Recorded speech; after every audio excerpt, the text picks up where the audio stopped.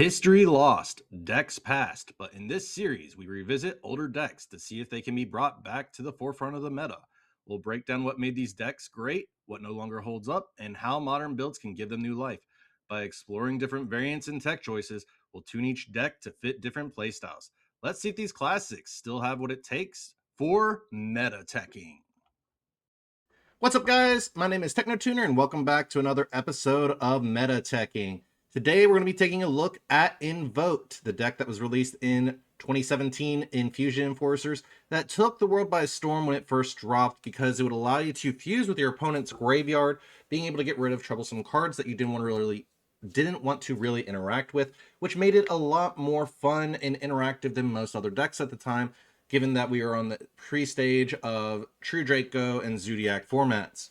While this deck does offer up a lot of capability to set up fusion summoning, being able to use super polymerization, invocation, and a lot of hand traps, it does give you a lot of different options here to further go into further plays. But I wanted to bring it to you guys today because Invoked is getting more support in Chaos Impact, if not basically just redoing the deck to where it becomes a huge, massive meta threat. This deck is going to be seeing a major power upgrade and is so much fun to play, let alone being able to learn how to utilize hand traps and fusions while utilizing your banishment zone as well. You can utilize a lot of these cards to substitute in for Alistair the Invoker, such as Elemental Hero Prisma, King of the Swamp, being able to sub for Alistair the Invoker in name, but this is just a pre-standing step that you can take. Let's go ahead and hop right into the deck, and I'll explain a little bit more about this, and then we'll hop right into some other variants of the deck that you could try to play.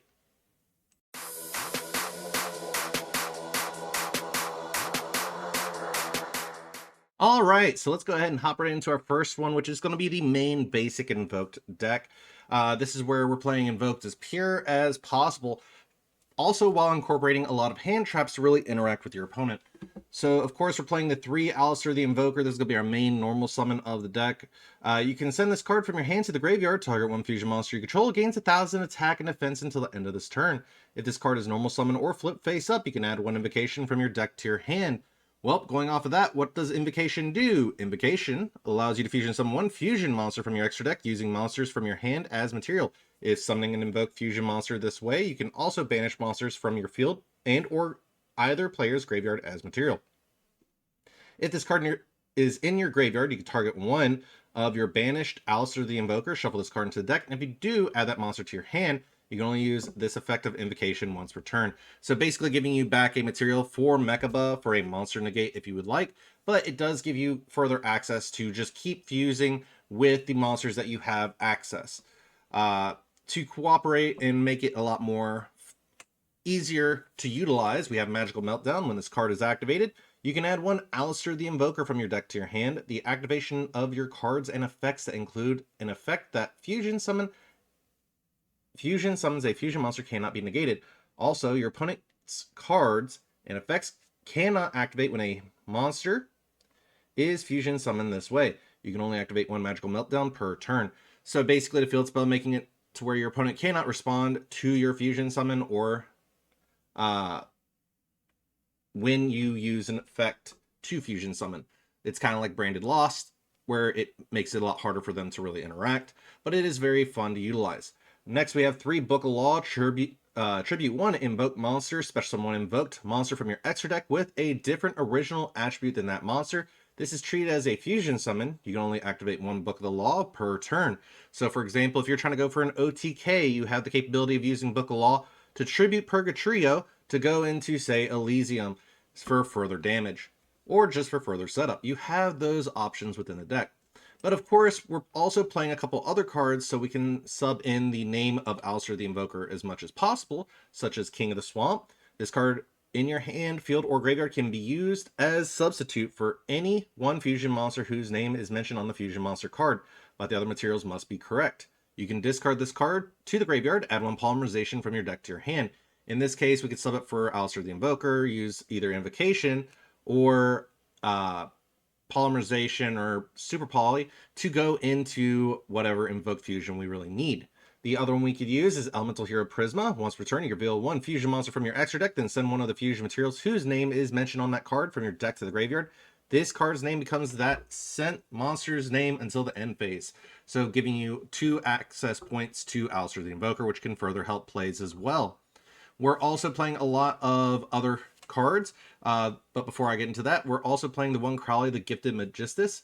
If this face-up card is used as fusion material, its name can be treated as Alistair the Invoker.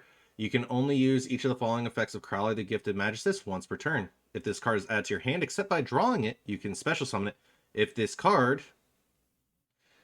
is normal or special summon, you can fusion summon one Magistus or invoke fusion monster from your extra deck using monsters from your hand or field. So this is giving you plenty of access points as well, because if you have a dead hand trap or something in hand, or even on board with a Nibiru token, you can fuse away and go into certain monsters that you can utilize. Now, what are we actually playing here that allows us to go into our different targets? Well, we have Ash Blossom as a fire target. We have Drone Lockbird and Ghost Mourner and Moonlit Chill as wind targets. We have Ghost Rabbit, or Ghost Ogre and Snow Rabbit, and Elemental Hero Prisma as light targets along with Nibiru. We have our Earth target as Ghost Bell and Haunted Mansion. We have our Water target as King of the Swamp. So what does this allow us to do, really? Well, since we have all these capabilities to target and use them as materials, we can go into multiple different fusions. For example, Invoked Agoides, while it does require a fusion monster, it requires an Alistair the Invoker. If this card is special summon, or a monster is special summoned to your opponent's field, you can target one monster your opponent controls, destroy it. You can only use this effect of Invoked Agoides once per turn. Once per turn, you can banish one fusion monster from your graveyard. This card gains attack equal to that banished monster's attack until the end of your opponent's turn. So this can easily make it to where it goes over 4 or 5k to help you out.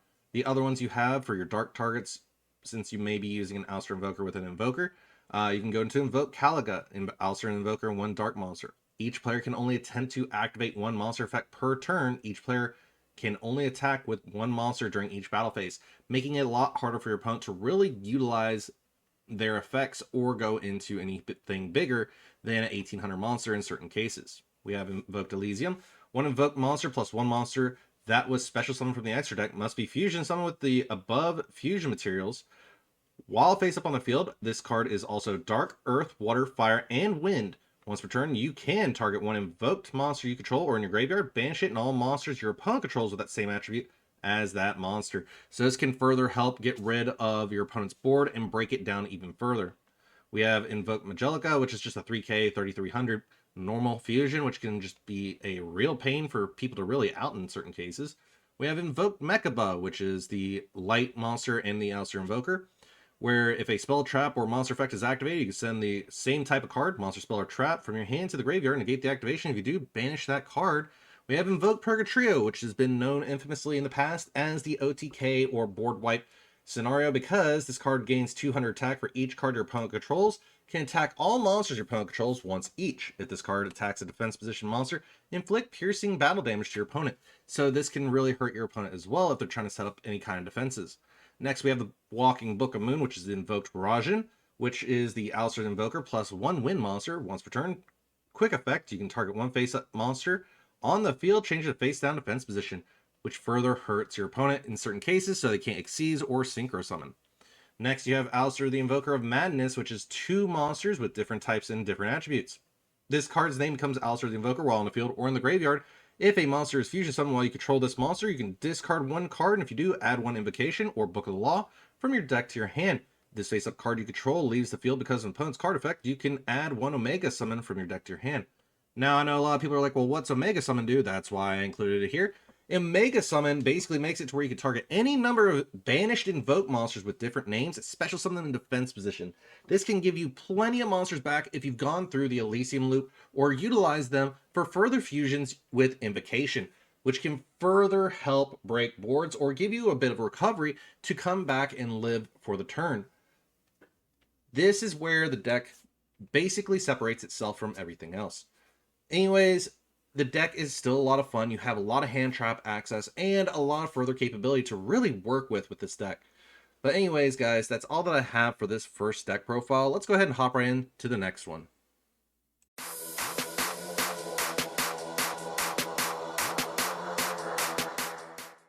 So, for our next deck profile, I did Invoked Magistus. This deck has a lot of good capabilities and works very well with one another. And it's because Alistair the Invoker is technically a Magistus card in lore, as we do have Crowley the Gifted Magistus, which is technically Alistair the Invoker and can be considered as Alistair the Invoker, which makes this deck a little bit easier to utilize. We also have Crowley the Magistus of Grimoires. It doesn't count as Alistair the Invoker while on board, or in hand or graveyard, but it does give you options for a dark monster to go into Caligula, or as a way for another body. You can send one spellcaster monster from your hand or face up field to the graveyard, special summon this card from your hand. You can declare one attribute. This card becomes that attribute until the end of this turn. You can banish this card from your graveyard, then target one Magistus monster you control, equip it with one Magistus monster from your graveyard, except the level 4 monster. You can only use each effect of Crowley the Magistus of Grimoires once per turn. So basically a discard free special summon. Then we have 3 Spoon. You can discard this card, then activate one of these effects. Add one Magistus monster from your deck to your hand, except Spenta the Magistus Sealer. Have the attack of one monster your opponent controls until the end of this turn. You can banish this card from your graveyard. Then target one face-up monster you control. Equip one Magistus monster from your extra deck or graveyard to it as an equip spell. You can only use each effect of Spenta the Magistus Sealer once per turn. We also are running 3 Zoroa, the Magistus of Flame. You can target one Magistus monster you control, equip it with one Magistus monster from your extra deck.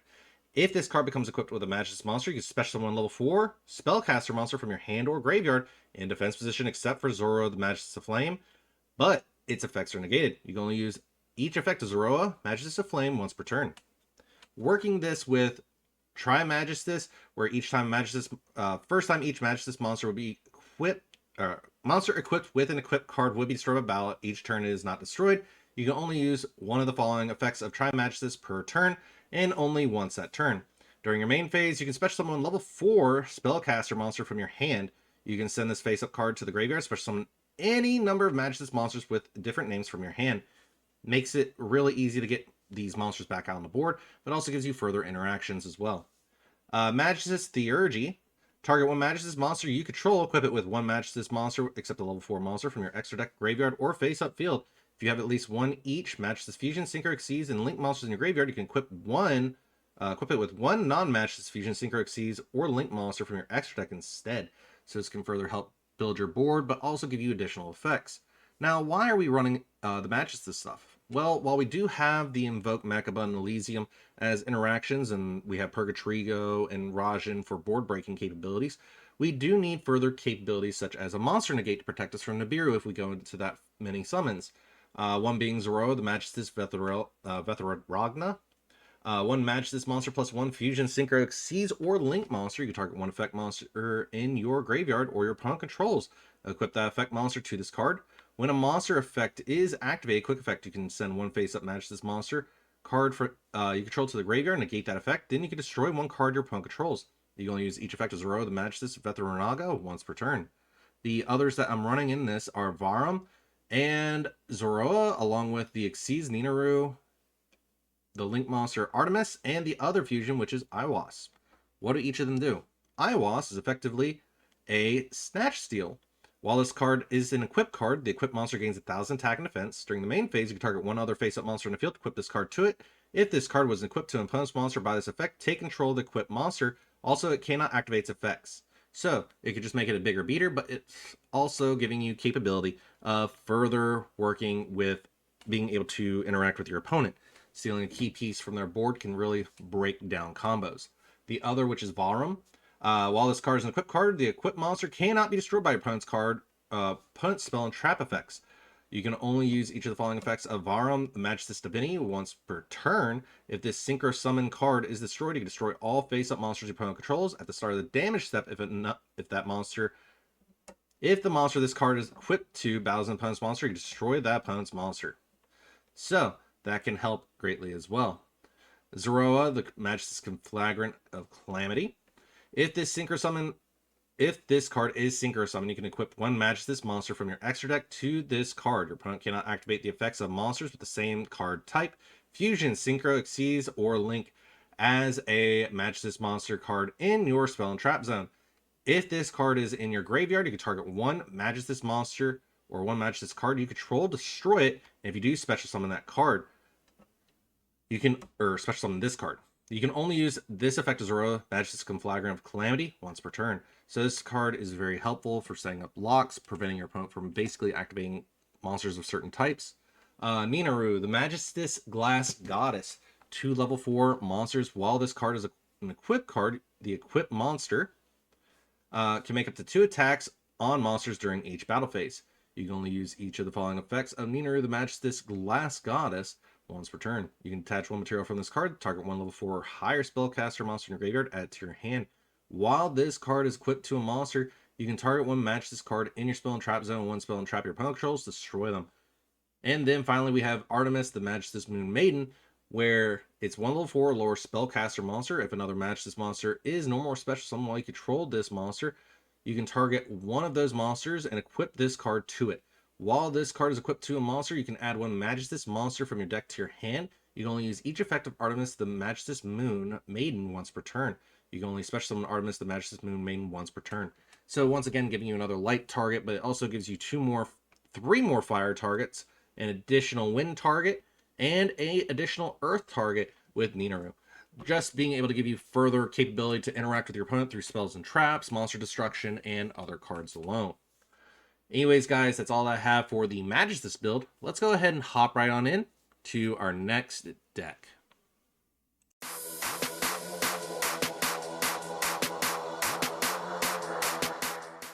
So, for those that are interested in a very old deck build, but also a very good one for Genesis, we have Shaddoll Invoked. Shaddoll allows you to be able to fusion summon using cards from your deck if your opponent controls a monster special summon from their extra deck, but it also gives you further interaction with the cards being sent to the graveyard or flipped, where you can then interact with your opponent via popping, adding, searching, summoning, basically, or even getting effect negation, depending on what you have. We're, in this case, cut down a lot of our actual hand traps to run a lot more cards to utilize. For example, we're still sticking with the Alistair the Invoker, but we're running 3DD Crow, 1 Hell Shaddoll Hollow, where you can target 1 face-up monster opponent controls, send 1 Shaddoll monster with the same attribute from your extra deck to the graveyard, and if you do, banish that monster. If this card is sent to the graveyard by card effect, you can send cards from the top of your deck equal to the number of original attributes among the monsters on the field. You can only use 1 Hell Shaddoll Hollow effect per turn and only once that turn. So the flip effect is basically allowing you to target a monster your opponent controls, send a Shaddoll monster with the same attribute from your extra deck to the graveyard, and if you do, banish that card, so that can help break boards. But the others are Nail Shaddoll Aerial, basically being allowing you to target 1 of your banished Shaddoll monsters, special summon it in face up or face down defense position with the flip effect. The other one is if this card is sent to the graveyard by a card effect, you can target up to 3 cards in the graveyards, banish them. So this can allow you to get rid of troublesome cards in your opponent's graveyard. Next, we're playing 2 Shaddoll Genius. You can target 1 Shaddoll monster you control. That face-up monster is unaffected by monster effects this turn, except its own. If this card is sent to the graveyard by card effect, you can target 1 effect monster on the field. Neither player can activate that target's effects on the field this turn. So basically, a face-up effect negation or protection, depending on which effect you're activating. We have 1 Shaddoll Kaios. I probably mispronounced that, but oh well. For the flip effect, you can special summon 1 Shaddoll monster from your hand in face up or face down defense position. If this card is sent to the graveyard by card effect, you can send 1 Shaddoll monster from your hand to the graveyard, and if you do for the rest of this turn, all monsters you control gain attack and defense equal to the level of that monster sent to the graveyard times 100. So being able to utilize a quick attack or defense boost can be helpful as well. Next, of course, we're playing 3 Shaddoll Windy. You can special summon 1 Shaddoll monster from your deck in face up or face down defense position, except Shaddoll Windy. If this card is sent to the graveyard by a card effect, you can special summon 1 Shaddoll monster from your deck in face down defense position, except Shaddoll Windy. You can only use 1 Shaddoll Windy effect per turn and only once that turn. Next, of course, we're playing 2 Shaddoll Beast, where if it's flipped, you draw 2, discard 1. If it's sent to the graveyard by card effect, you draw 1. Shaddoll Dragon, if it's flipped, you get to return a card your opponent controls to the hand. If it is sent to the graveyard by card effect, you target 1 spell trap on the field and destroy it. Falco, flip, target 1 Shaddoll monster in your graveyard, except Falco, and special summon it in face down defense position. If it is sent to the graveyard by card effect, special summon this card, which is Shadal Falco, in face down defense position. We got Hedgehog, where basically if it's flipped, you get to add a Shadal spell or trap from your deck to your hand. If it's sent to the graveyard by card effect, you can add one Shadal monster from your deck to your hand. And then we have 2 Squamata, where you can target one monster on the field if it's flipped and destroy it. And then if it's sent to the graveyard by card effect, send one Shadal card from your deck to the graveyard, being able to trigger off other Shadal effects. Next, of course, we're playing 1 El Shadal Fusion. Fusion summon 1 Shadal Fusion monster from your extra deck using monsters from your hand or field as fusion material. The others that we're utilizing here are 3 Shadal Fusion. Fusion summon 1 Shadal Fusion monster from your extra deck using monsters from your hand or field as material if your opponent controls a monster that was special summoned from the extra deck. Also, you can also use monsters from your deck as material if they control a monster from their extra deck. So, giving you further board breaking capability, but it also allows you to set up Annihilitis, which is must be fusion summon. Neither player can special summon monsters from the hand or graveyard using spell or trap effects. If this card is sent to the graveyard, you can target 1 Shadal spell or trap in your graveyard, add to your hand. We have El Shadal Construct, must be fusion summoned. If this card is special summoned, you can send 1 Shadal card from your deck to the graveyard at the start of the damage step. If this card battles a special summon monster, destroy that monster. If this card is sent to the graveyard, you can target 1 Shadal spell or trap in your graveyard, add that to your hand. Then we have El Shadal Grista. You must first be special summon. Must first be fusion summon. Jeez. When your opponent would special summon a monster or monsters while you have a Shadal card in your hand, quick effect, you can negate the summon, and if you do, destroy that monster, then send 1 Shadal card from your hand to the graveyard. You can only use this effect of El Shadal Grista once per turn. If this card is sent to the graveyard, you can target 1 Shadal spell or trap in your graveyard, add to your hand. Then we have Shekanaga and Wendigo. Wendigo, we're going to start off with that one. You can target 1 monster you control. This turn, it cannot be destroyed battle with an opponent's special summon monster. You can only use this effect once per turn. If this card is sent to the graveyard, you can target 1 Shadal spell and trap card in your graveyard and add it to your hand. The other Shadal monster that we're playing is El Shadal Shekanaga. 1 Shadal monster plus 1 Earth monster. Must be fusion summon. When a special summon monster activates effect while you have a Shadal card in your hand, quick effect, you can negate the activation. If you do, destroy that monster, then send 1 Shadal card from your hand to the graveyard. If this card is sent to the graveyard, you can target 1 Shadal spell or trap in your graveyard, add it to your hand. So basically being able to float those Shadal fusions back to your hand, which can be very helpful. But the other thing is with the Alistair the Invoker engine, you can run a lot of the Invoked stuff, including the new Invoked Magistus Omega, which is Alistair the Invoker plus 1 fusion, Synchro, Xyz, or Link monster. If this card is special summoned, you can target 1 fusion, Synchro, Xyz, or Link monster graveyard and 1 monster on the field, banish them. If this fusion summon card is destroyed by battle card effect, you special summon 1 level 4 spellcaster monster from your deck. Then you can equip this card to it as an equip spell that gives it 1,000 attack. You can only use each effect of Invoked Magistus Omega once per turn. So basically, if it's destroyed, you get Alistair the Invoker, which, once again, since it's not normal or flip face up, you do not get the effect of Alistair the Invoker to add an invocation, but it does give you an extra body on the board to do other plays. While this deck is very consistent, has a lot of good utility, it is very useful and a really good rogue strategy for Genesis. While both decks are going to be getting support here, Shadal in the new Battles of Legend, Alistair the Invoker in Chaos Impact, we're going to see a lot more changing with this deck. Anyways, that's all that I got for this one. Let's hop into our final deck.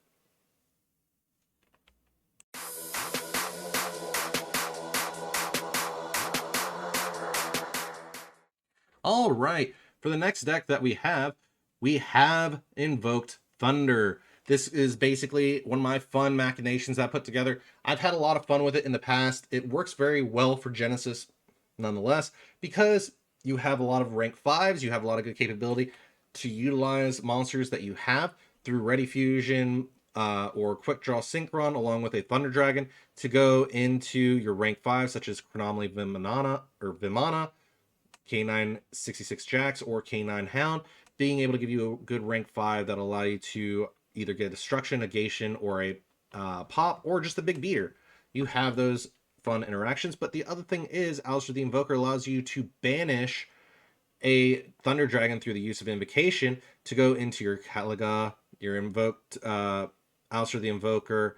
While we don't have a technical target for the fire, we can go with Book of the Law into the Invoked Purgatrio, which can give us further access there. We have our wind targets with Kaminari attack to allow us to go into Rajan.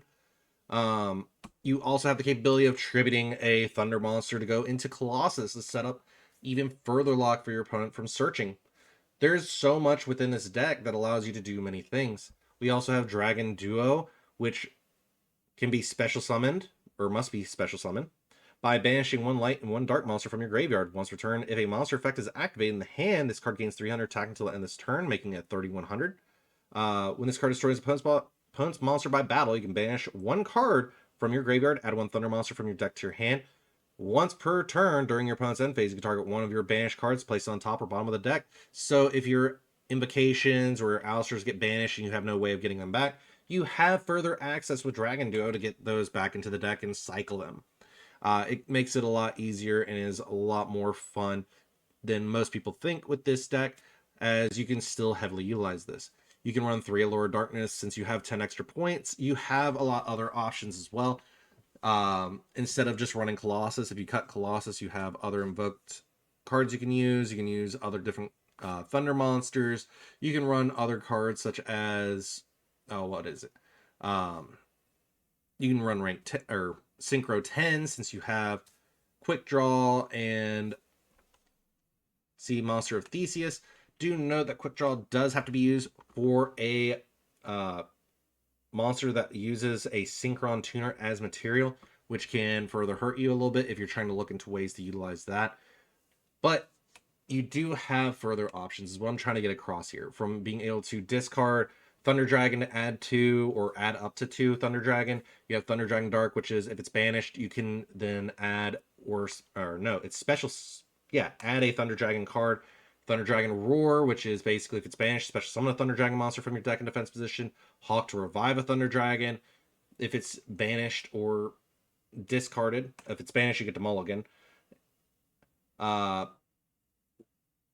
basically you discard to add one of your Thunder Dragon cards from your graveyard or banishment back to your hand.